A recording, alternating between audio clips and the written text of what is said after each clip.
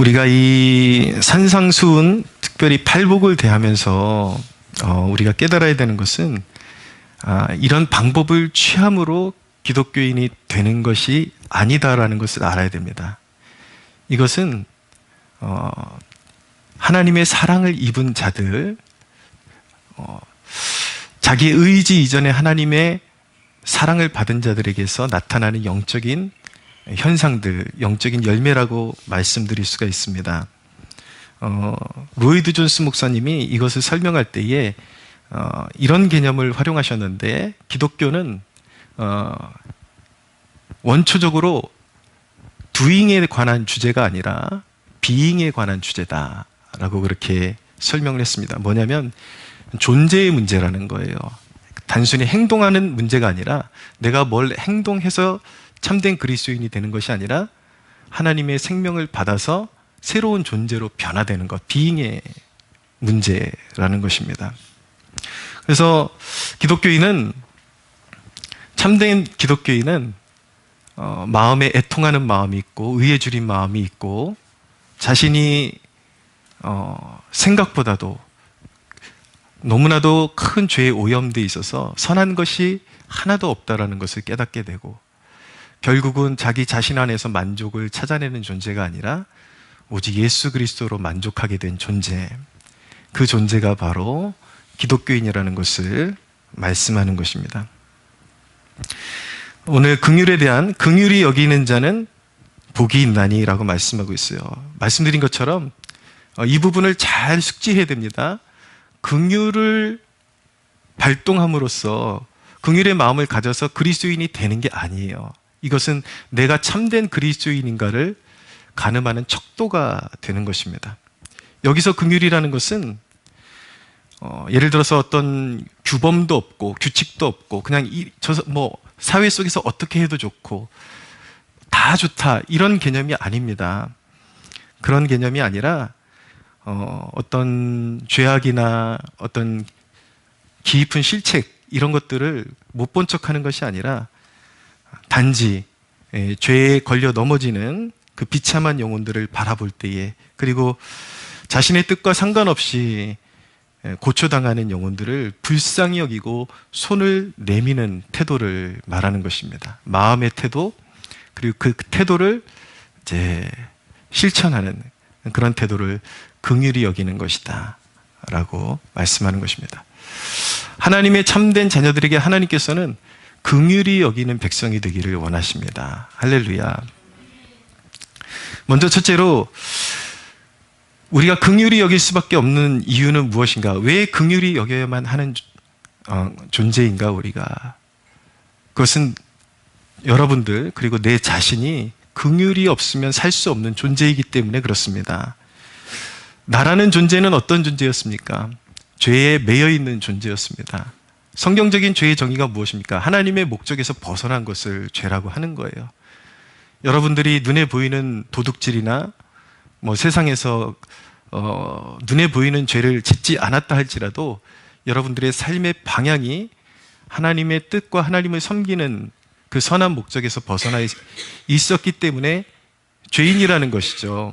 우리의 존재의 근본은 죄 가운데 태어났다라는 것입니다.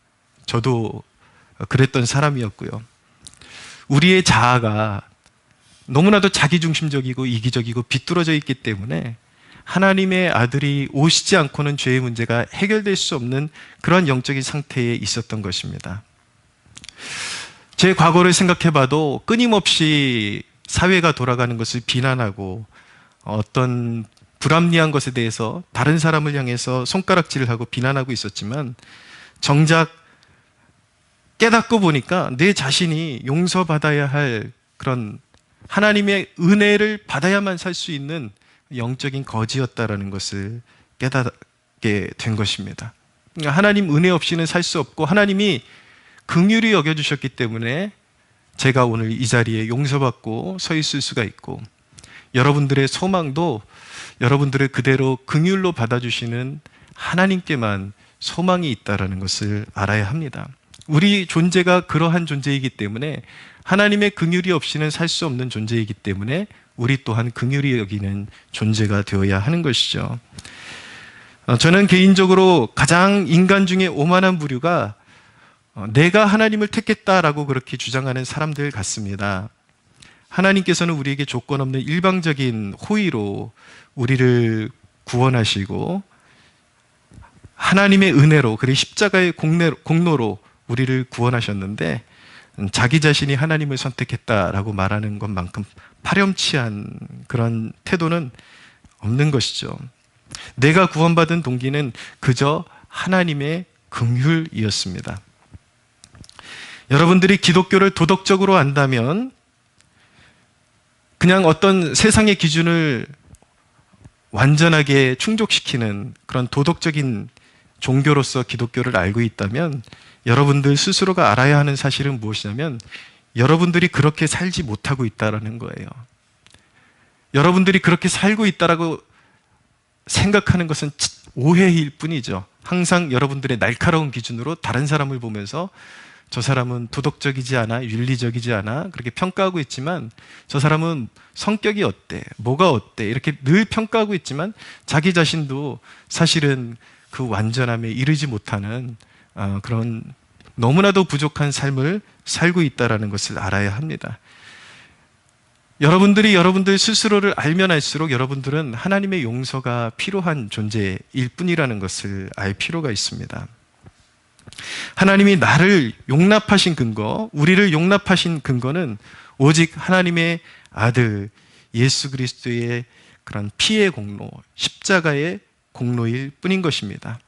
믿음을 통해서 우리는 예수님이 지신 그 십자가의 공로를 입어서 우리는 죄사함 받고 구원을 받는 것입니다. 쉽게 말씀드리면 예수님을 구주로 믿어서 구원을 받는 것입니다.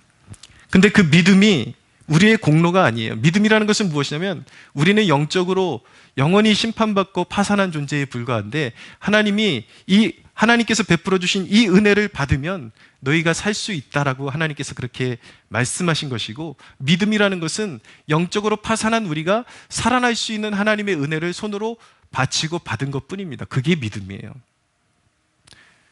그래서 믿음은 결코 인간의 어떤 공로나 나의 어떤 내세울 만한 그런 자격이 아닌 것입니다. 하나님께서 우리를 받아주신 것은 철저히 하나님의 긍휼이었고 죄인들을 불쌍히 여기시는 그 긍휼의 하나님의 구원의 기반이 있다는 것을 믿어야 하는 것입니다. 사람들 가운데는 이 시대의 교회가 다 썩었다라고 그렇게 한탄하는 사람들이 있습니다.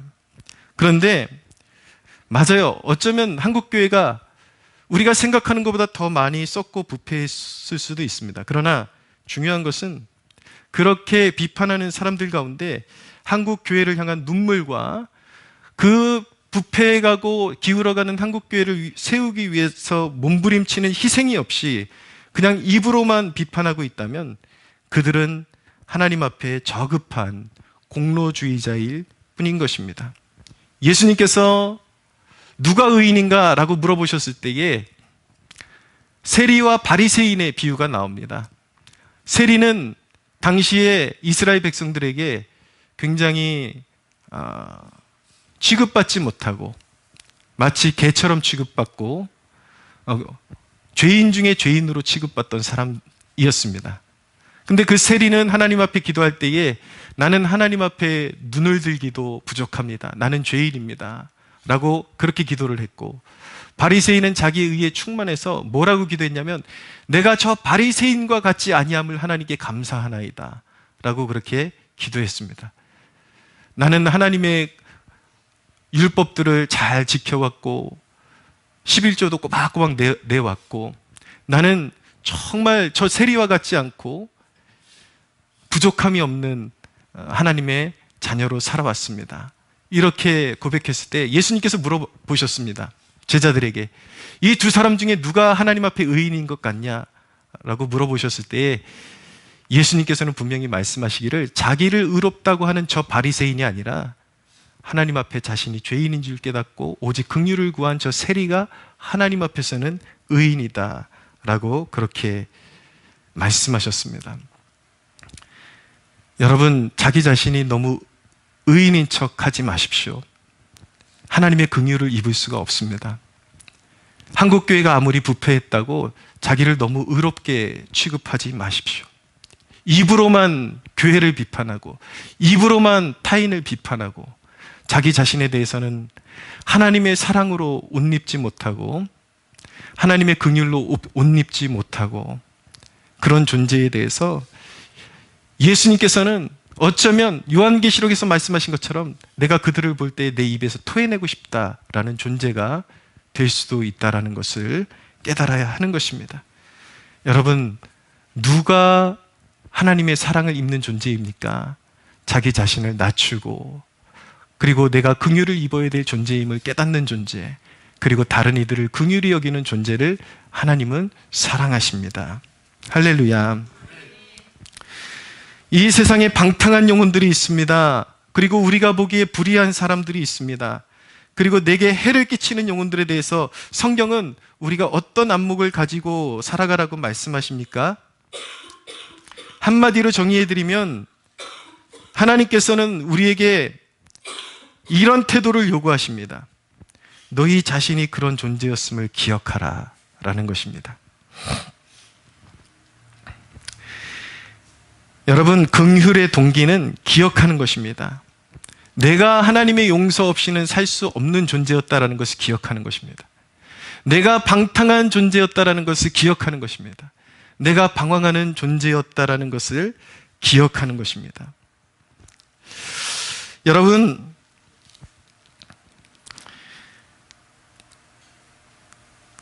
지금 이 시대에 특별히 교회를 더욱 혼란하게 하는 문제가 무엇이냐면 바로 정치 문제입니다.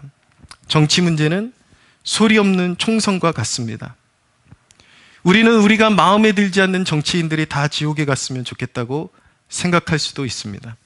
아니면 정치적으로 나와 다른 교인들도 다 지옥에가 마땅하다라고 그렇게 믿는 경향이 있습니다. 그러나 하나님의 말씀은 설령 우리와 맞지 않는 정치적인 입장을 가지고 있는 교인들에 대해, 형제 자매들에 대해서 어떻게 바라볼 것을 요구하고 계시냐면 디도서 3장 1절에서 7절이 그것을 우리에게 말씀하고 있는데 잘 들어보세요. 너는 그들로 하여금 통치자들과 권세 잡은 자들에게 복종하며 순종하며 모든 선한 일 행하기를 준비하게 하며 아무도 비방하지 말며 다투지 말며 관용하며 범사의 온유함을 모든 사람에게 나타낼 것을 기억하게 하라. 우리도 전에는 어리석은 자요 순종하지 아니한 자요 속은 자요 여러 가지 정욕과 행락에 종노릇한 자요 악독과 투기를 일삼는 자요 가증스러운 자요 피차 미워한 자였으나 우리 구주 하나님의 자비와 사람 사랑하심이 나타나실 때에 우리를 구원하시되 우리의 행한 바 의로운 행위로 말미암지 아니하고 오직 그의 긍휼하심을 따라 중생의 씻음과 성령의 새롭게 하심으로 하셨나니 우리 구주 예수 그리스도로 말미암아 우리에게 그 성령을 풍성히 부어주사 우리로 그의 은혜를 힘입어 의롭다 하심을 얻어 영생의 소망을 따라 상속자가 되게 하려 하심이라 라고 말씀하고 있습니다. 여러분, 여기 지금 사도 바울이 교회에서 다투지 말라 그렇게 말씀하고 있는데 무엇을 지금 전제로 하고 다투지 말라고 하고 있는 것 같습니까? 왜 교회에서 지금 다투고 있는 것 같아요? 디도서의 말씀 보니까 나라의 권력자들이 하는 짓을 보니까 분노가 치밀어 오르는 거예요. 그러니까 교회 안에서 어떤 정치인들에 대해서 이런 견해를 가진 사람도 있고 저런 견해를 가진 사람도 있는데 물론 그들이 다 옳은 것은 아닙니다. 분명히 어떤 부류는 속고 있는 부류가 있어요. 그럼에도 불구하고 교회가 다툴 때에 하나님의 영광이 가려지고 그 다투는 것을 통해서 국가의 중대사가 해결 안 받는 것이 아니라 교회만 깨지고 하나님의 영광이 가려진다라고 지금 말씀하고 있는 것입니다. 말씀드린 것처럼 모든 것이 진실은 아니에요. 어떤 부류는 속고 있을 수 있습니다. 어떤 한 부류는 어둠의 빠져 있을 수도 있습니다. 교회 안에서 같이 신앙생활하는데. 그럼에도 하나님께서 우리 그리스도인들에게 요구하시는 것은 무엇이냐면 우리의 진정한 소속이 정치계에 속한 것이 아니라 세상보다 크신 분의 통치 안에 있음을 알기를 원하십니다. 믿으십니까? 그런데 여러분, 사람들이 우리와 같이 생각하지 못하는 이유, 그리고 그리스도인으로서 마땅히 생각해야 될 결의 같은 그런 생각을 갖지 못하는 이유는 무엇이냐면 다양한 이유가 있을 수 있습니다. 교육의 문제가 있을 수 있고, 옛날부터 선생님께 들어왔던 교육의 문제가 있을 수 있고, 또 언론, 자기가 즐겨 들어왔던 언론의 문제가 있을 수가 있어요. 편향되고 치우친 언론일 수도 있지만 어떤 사람들은 그것을 진리라고 믿고 듣고 살아온 것이죠. 그리고 개인의 성향 등이 있습니다. 여러 가지 문제로 인해서 그들에게는 어떤 진실의 문제가 들려오지를 않는 거예요. 귀에 들려오지 않고 깨달아지지 않는데 어떻게 여러분 올바른 판단을 할 수가 있겠습니까? 그럼에도 불구하고 그 다양한 부류를 우리를 그리스도 예수 안에서 형제 자매로 불러주셨다는 것을 한순간도 잊지 말아야 합니다. 우리가 깨달아야 되는 것, 내가 깨어난 존재라고 자부하고 있다라면 우리가 알아야 되는 것은 무엇이냐면 우리가 누구보다도 이 나라에서 일어나는 정치적인 현안이나 국가적인 위기를 잘 알고 있다라고 자부할 수 있다면 그런 여러분도, 그런 당신도 원래부터 그것을 잘 알았던 존재가 아니라 어느 날 깨어나게 된 거죠. 누군가의 설득을 통해서 깨어났을 수도 있고 여러분들이 어떤 자료를 조사하던 중에 깨어났을 수도 있습니다. 중요한 것은 무엇이냐면 여러분들도 원래 잘 알았던 존재가 아니라는 거예요. 우리 중 누구 한 사람도 원래부터 진실을 속속들이 잘 알고 있었던 사람은 없다라는 것입니다. 어느 순간 깨어난 동기가 있다라는 거예요. 근데 사람에 따라서 어떤 사람은 좀 늦게 깨어나는 사람이 있고 아직 그것을 못 보고 있는 사람이 분명히 있을 수 있다라는 것입니다. 그런데 하나님께서 원하시는 것은 먼저 깨어난 자들에게 요구하는 것은 증오하는 것이 아니라는 것입니다. 깨워주기를 원하는 거예요. 먼저 일어난 자의 소명, 사명은 무엇인가? 상대를 설득하고 깨우는 것이지 증오하는 것이 아닙니다. 믿으십니까? 근데 한국 교회 안에 자칫 우리도 잘못하면 그런 정치적인 대립으로 서로 물고 뜯는 그런 우를 범할 수가 있는 것이죠. 자칫하면 영혼을 죽일 수도 있는 거예요. 여러분, 그러나 저는 분명히 말하고 싶습니다. 이렇게 말씀드리는 것이 이것도 좋다 저것도 좋다 이것은 아니에요. 교회는 분명히 이 시대의 흐름을 분명하게 깨닫고 특별히 이 강단은 이 시대적인 죄악을 분명하게 캐치하고 그리고 선포할 의무가 있습니다. 여러분들이 듣기 좋든지 여러분들이 듣기 거북하든지 이 강단에서는 이 시대의 정신과 이 시대의 죄악상을 여러분들에게 선포해야 될 의무가 있어요. 그것이 하나님의 뜻이기 때문이에요. 그러나 여러분, 그것을 다소 이해하지 못하는 사람들이라 할지라도 미움과 증오로 대해서는 안 된다라는 것을 우리가 꼭 기억하기를 원합니다. 여러분, 곁들여서 말씀드리고 싶습니다. 진정 이 나라는 큰 위기 가운데 있습니다. 지금 이 나라의 입법과 사법과 행정, 이 모든 사회의 기둥과 같은 이런 부서들이 특정 다수 정당의 횡포로 무너지고 있습니다. 이 나라는 종북주의자들과 종중주의 세력들에 의해서 간첩이 버젓이 활동하고 있는데도 불구하고 이 나라의 정치인들이 간첩법을 반대하는 바람에 간첩에 손을 못 대고 있습니다. 이 나라는 점점 사회주의의 어두운 그림자, 공산주의의 어두운 그림자, 그러한 잘못된 사상을 추종하는 자들의 그러한 계략에 의해서 점점 어두워지고 있는 것이 사실입니다. 여러분, 깨어나야 합니다. 이 시대의 흐름은 유행병과 같아서 이러한 현상들이 우리나라에서만 일어나는 것이 아니라 세계 곳곳에서 지금 진행되고 있는 일들입니다. 여러분, 이런 것들을 우리 그리스도인들이 방치하면 어떤 세상이 오는가? 지금 미국도 얼마 전에 캘리포니아 주에서 일어나고 있는 우리 아이들에게 성교육을 시키는 대목을 접하게 되었는데 아이들에게 계속 주입시키는 거예요.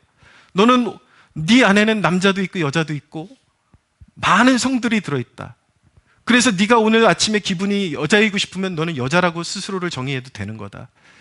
오후가 되면 네 기분이 남자이고 싶으면 남자가 너를 남자로 대우하면 되는 것이다. 네 자신을. 중성도 있다. 너는 남자일 수도 있고 여자일 수도 있고 그 둘 다 아닐 수도 있다. 그건 너의 자유이다. 이렇게 가르치고 있는 거예요. 변태적인 그런 성행위를 어떻게 하면은 쾌락을 잘 느끼면서 할 수 있는지, 이런 부분에 대해서 어린 아이들에게 주입시키는 그런 시대가 되었습니다.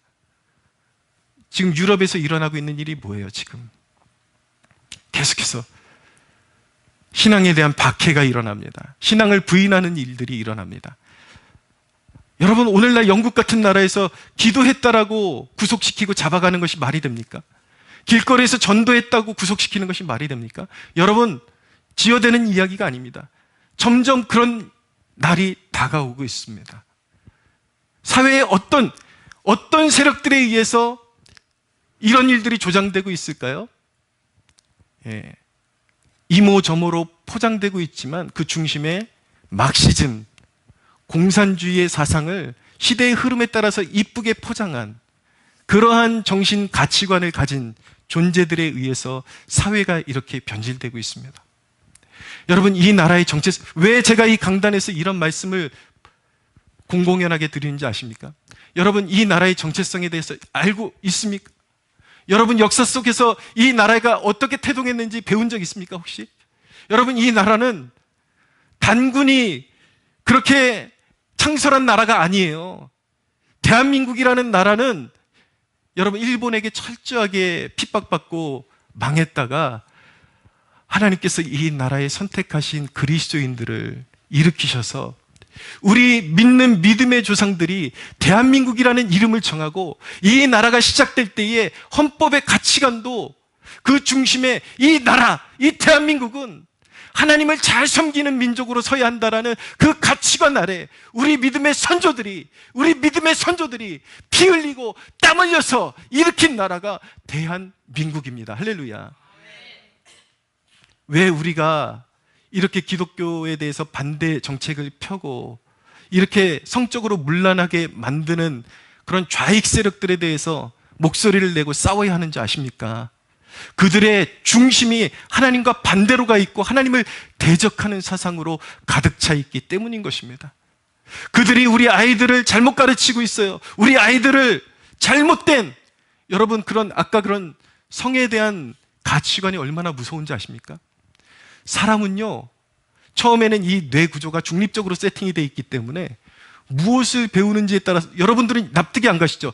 그렇게 가르친다고 그걸 믿어질까? 네가 남자일 수도 있고 여자일 수도 있다라는 사실이 믿어질까? 그렇지 않다라는 거예요. 캘리포니아의 그 학부모들이 지금 원성을 높이는 것이 무엇인지 아십니까? 자기 자녀들이 진짜 성적인 정체성의 혼란을 느끼고 있다라는 것입니다. 엄마, 내가 남자예요, 여자예요? 도저히 알 수가 없다는. 여러분, 이런 것들을 우리가 방치해 두는 것, 이런 것들을, 이 시대적인 사조를 깨어있는 시민의식이라는 잘못된 가치관을 가지고 우리가 따라가는 것은 매우 매우 잘못된 것이라는 것입니다. 왜 우리가 공산주의에 대해서 계속해서 이렇게 경고를 하고 이런 급진적인 좌익 세력들에 대해서 말을 해야 되는가? 그들이 하나님께서 이 나라에 심어놓으신 기독교 가치관에서 매우 적대적으로 행동하고 있기 때문인 것입니다. 사랑하는 여러분, 깨어나야 합니다. 부디 여러분들 깨어나는 축복이 있게 되기를 바랍니다. 왜 이 나라가 여러분 친중국적인 그런 사상으로 물들어서는 안 되는 것입니까? 여러분, 그 사실 알고 계세요? 중국은 결국 하나님 우호적이지 않아요. 기독교 우호적이지 않아요. 5월 1일부터 어떤 법안이 시행되는지 아십니까? 중국 안에서? 해외 선교사들이 중국에서 복음을 전하는 것이 전면적으로 금지되는 법안이 실행이 됩니다. 여러분, 사회주의는 나눠주고 그것을 추종하면 모든 사람들이, 많은 사람들이 동일하게 잘 살고 행복하게 살 수 있는 그런 헛된 생각들을 가지고 있지만 사실은 하나님을 대적하는 것이요, 교회를 핍박하는 것이요, 사실은 개인의 자유를 억누르는 것이 바로 사회주의, 공산주의의 패단임을 꼭 기억해야 하는 것입니다. 우리 그리스도인들, 우리가 하나님의 자녀들이라면 걸어가야 할 길이 무엇입니까? 우리는 자유의 가치를 지켜나가야 하는 것이고 하나님 편에 서야 하는 것입니다. 하나님의 말씀의 가치관이 온 땅 가운데 편만할 수 있는 길을 우리는 걸어가야 하는 것입니다.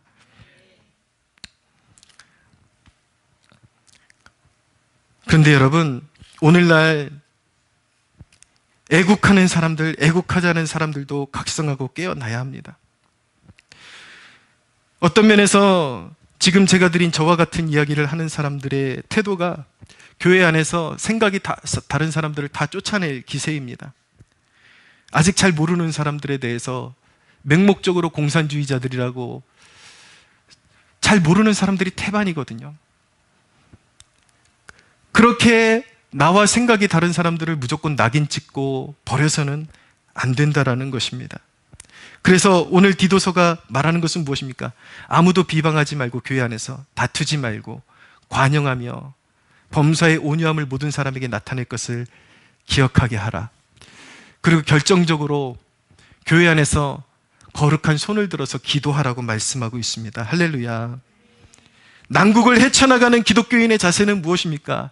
생각이 달라도 기도하는 것입니다. 아직 잘 몰라도 기도하는 것입니다. 기도라는 것은 무엇입니까? 여러분, 기도라는 것은 나의 생각이 관철되는 것을 하나님 앞에 고집부리는 것도 아니고, 또 아직도 무지한 영혼들의 소원대로 되는 것도 아니고, 정확한 하나님의 판단에 모든 것을 맡기는 것이 기도입니다. 서로 간에 모르는 것이 있을 수도 있어요. 잘못 알고 있는 것이 있을 수도 있어요. 그러나 우리가 그 모든 것을 우리가 품고 기도할 때 하나님께서 이 국가에 진정한 하나님의 자녀들과 하나님의 백성들에게 필요한 것을 알고, 비록 내가 원하는 대로 하나님께서 하지 않으신다 할지라도, 상대방이 원하는 대로 하나님께서 되게 하지 않는다 하실지라도, 우리 성도들의 기도를 통해서 하나님의 자녀들에게 가장 필요한 것이 무엇인지를 하나님은 아시고 그대로 하나님께서는 응답해 주실 것입니다. 할렐루야. 이 나라가 혼란스러울수록 여러분, 서로 물고 뜯는다 그래서 이 나라에 진정한 평안이 오지 않습니다. 이 나라의 진정한 자유가 여러분 지켜지지 않습니다. 물고 뜯는다고, 야고보서의 말씀이 그렇습니다. 너희가 얻고자 하는 것을 얻지 못하는 이유는 서로 물고 뜯기 때문이다. 기도하지 않기 때문이다 라고 말씀하고 있습니다. 다소 다른 생각을 가지고 있을지 몰라도 우리는 하나님 안에서 하나님의 현명하고 지혜로우신 판단과 하나님의 결정을 믿으며 우리는 기도할 수 있습니다. 할렐루야.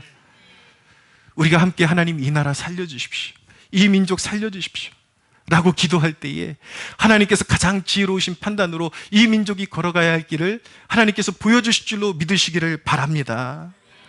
이 나라의 상황은요, 단순히 인간적인 그런 외침으로 변화될 수 없습니다. 하나님이 개입해 주셔야 합니다. 하나님만이 이 나라의 소망임을 믿으시기를 바랍니다. 여러분, 우리가 긍휼에 대해서 나누고 있는데 상대방의 작은 흠이나 실수에 대해서 지나치게 날카롭게 반응하거나 비난하고 있다면 여러분은 하나님의 은혜를 망각하고 있는 것입니다. 우리에겐 서로에게 긍휼이 필요합니다. 작은 여담이지만 며칠 전에 우리 소희자매 가정에 신방을 갔어요. 신방을 잘 마치고 꼭 은혜가 있는 곳에 방해꾼들이 있습니다. 제가 그 당시에는 말을 안 했는데 예배를 잘 마치고 났더니 전화가 한 통 오는 거예요. 차를 빼달라는 건데 그 말투가 너무 좀 네 가지가 없어요. 네 가지가 너무 네 가지가 없어 분노가 확 오르는데, 제가 뭐라고 해주고 싶었냐면, 좋은 말로 하면 내가 차 안 빼줘?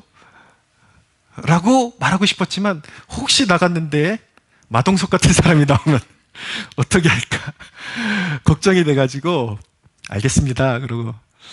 근데 여러분, 가만히 생각해 보니까 그 싸가지 없는 인간이 바로 젊었을 때의 제 모습, 20대 때 제 모습이었더라고요. 마음에 안 들면 그냥 무조건 질러 제끼고, 예. 왜 우리에게 긍휼이 필요한가? 오늘 말씀하시죠. 왜 긍휼이 필요한가? 너희에게도 긍휼이 필요하다라는 거예요. 너도 긍휼을 입었기 때문에 이 자리에 있다라는 것입니다. 하나님의 판단은 그런 것이에요. 가만히 생각해 보니까 그게 내 모습이었어요. 그게 내 모습이었는데 긍휼을 입어서 오늘 이 자리에 있게 된 것이죠. 사랑하는 여러분, 긍휼이 있는 백성이 복이 있습니다. 할렐루야. 여러분들이 하나님 앞에 자격 없지만 그 십자가의 은혜로 용납되었다라는 것을 안다면 지금보다 더 용서하고 싶어질 것입니다. 그런 용서하는 백성들 되시기를 축복합니다. 두 번째로, 긍휼은 축복받은 자의 특권입니다. 여러분, 스데반을 보십시오. 긍휼이라는 것은 이미 승리한 자의 특권입니다. 믿는 사람은 누구입니까? 주 예수 그리스도로 십자가의 은혜로 말미암아 거듭난 사람은 이미 천국을 얻은 사람이요, 거룩한 백성이요, 모든 영적인 싸움에서 이미 승리를 보장받은 하나님의 자녀들인 것입니다. 믿으십니까? 스데반이 복음의 진리를 전하고 핍박받고 돌에 맞아 죽었어요. 죽으면서 뭐라 그랬습니까? 저들을 용서하여 주옵소서. 주여, 저들을 용서하여 주옵소서. 저들이 하는 일을 저들은 알지 못하고 있습니다. 어떻게 그렇게 자기를 돌로 치는 사람들을 어떻게 용서할 수 있을까요? 그에게는 잃을 것이 없어요. 이미 모든 것을 얻은 사람이기 때문인 것입니다. 그러나 자기를 박해하는 사람들은 내가 저주하지 않아도 그들이 회개하지 않으면 그들은 저주받고 심판받을 수밖에 없는 상황 가운데 있는 것입니다. 그렇기 때문에 우리가 하나님의 자녀라면 우리는 우리를 핍박하고 우리에 대해서, 우리의 마음에 상처를 준 사람들에 대해서도 용서의 마음을 품을 수 있는 것입니다. 요셉이라는 사람을 보십시오. 형들에게 버림받았습니다. 그러나 오랜 시간이 흘러서 형들이 자신 앞에 나타났을 때에 보통의 인간이라면 갚아주고 싶었겠죠. 그러나 요셉은 형들이 진심으로 좀 변했는지 비록 테스트를 해보고자 하는 마음은 있었으나 요셉의 그 마음 중심으로부터 이미 형들을 용서한 상태였습니다. 오히려 형들이 당한 그 고초를 측은히 여기고, 요셉은 형들에게 갚아주는 것이 아니라 나중에 형들 앞에 자신을 나타내면서 이렇게 고백했습니다. 내가 하나님을 대신하리이까? 당신들은 나를 해하려고 했지만 하나님은 그것을 선으로 바꾸사 오늘과 같이 나를 통해서 많은 생명을 구원하려고 예비하셨습니다. 여러분, 이것이 이긴 자의 여유이고 하나님의 축복받은 백성들의 여유임을 믿으시기를 바랍니다. 용서라는 것은 결코 손해보는 것이 아닙니다. 예수님을 보십시오. 자신을 채찍질하고 십자가에 못 박고 조롱하는 그 백성들을 보면서 주여, 아버지, 저들을 용서하여 주시옵소서. 여러분, 이것이 이긴 자의 태도인 것입니다. 주님께서는 우리가 예수 그리스도께서 걸어가신 그 길을 따라오기를 원하십니다. 사랑하는 여러분, 용서의 사람은 이기고 축복을 나누는 존재로 서게 될 것을 믿으시기를 바랍니다. 세 번째, 긍휼은 기도응답의 열쇠와 같다라는 사실을 기억하십시오. 여러분, 우리가 주기도문에 보면은 우리에게 죄 지은 자를 용서하여 준 것 같이 우리의 죄를 사하여 주옵소서라는 대목이 있는데, 많은 사람들이 이 대목에 대해서 좀 오해할 때에 그러면 우리에게 폐를 끼친 사람들을 다 무조건 100% 다 용서해야만 천국에 들어갈 수 있는 것인가 라는 오해를 하는 자들이 있습니다. 그러나 만약에 우리가 조금이라도 상처받고 이것을 다 깨끗이 씻어내야만 천국에 들어갈 수 있다면 우리 중에는 사실 천국에 들어갈 사람이 없을 것입니다. 그러나 왜 우리가 용서해야 되는가? 우리는 십자가의 은혜로 예수 그리스도로 말미암아 믿는 자들은 이미 용서받았기 때문인 것입니다. 천국이 우리들의 것이기 때문인 것입니다.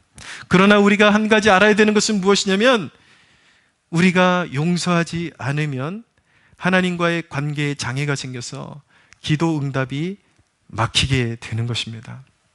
여러분, 정말 여러분들 하나님 앞에 간구하는 기도의 제목들이 응답되기를 원하십니까? 기꺼이 용서하는 사람이 되어야 합니다. 할렐루야. 마음으로부터. 오해하지 마세요. 여러분들에게 계속 지속적으로 지금도 현재 진행형으로 계속 여러분들에게 폐해를 끼치고 있는 사람을 그 행동을 그대로 용납하라는 뜻이 아니에요. 마음으로부터 그 사람의 연약함을 불쌍히 여기고 용서하라는 것입니다. 하나님은 우리가 긍휼을 배워가기를 원하십니다. 또한 긍휼은 실천적이어야 합니다. 우리에게 감정의 해를 끼친 사람들에 대해서, 특히 우리는 자신의 뜻과 상관없이 곤고함과 어려움을 겪고 있는 사람들 있잖아요. 잘 살아보고 싶은데 이상하게 고통을 겪는 사람들이 있습니다.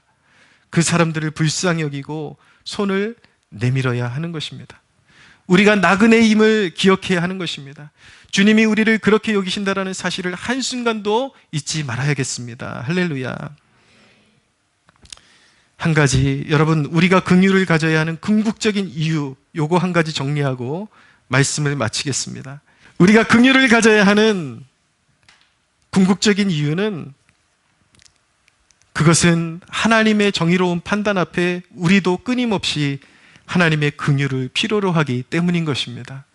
여러분, 저와 여러분들 가운데 앞으로 순결하게 사는 날 동안 전혀 죄짓지 않고 살 자신 있습니까? 우리가 잘못할 때마다 하나님께서 경질하시고 즉각적으로 심판을 베푸신다면 우리 중에 살아남을 수 있는 사람이 누가 있을까요? 우리는 지속적으로 우리의 구원이 완성될 때까지 하나님의 긍휼이 필요한 사람들입니다. 그렇기 때문에 우리는 긍휼의 사람이 되어야 하는 것입니다. 로이드 존스 목사님의 말씀을 여러분들에게 잠시 일부분을 소개하겠습니다. 여러분 속에 용서의 영이 없다면 여러분은 용서를 받았을 리가 없다고 말하게 될 것이며, 이것은 엄숙하고 심각하고 어떤 의미에서는 무서운 일입니다. 하나님의 은혜의 작용이 이러할진데, 하나님의 은혜가 긍휼과 함께 우리 마음속에 임할 때에 우리는 긍휼하게 됩니다. 그러므로 우리는 우리가 용서를 받았는가 못 받았는가의 여부를 우리가 다른 사람을 용서하는가 아니하는가 그것으로 선언하는 셈이 됩니다. 만일 내가 용서받았으면 나는 용서할 것입니다. 우리가 세상을 계속해서 살아가노라면 죄에 빠져들게 마련입니다.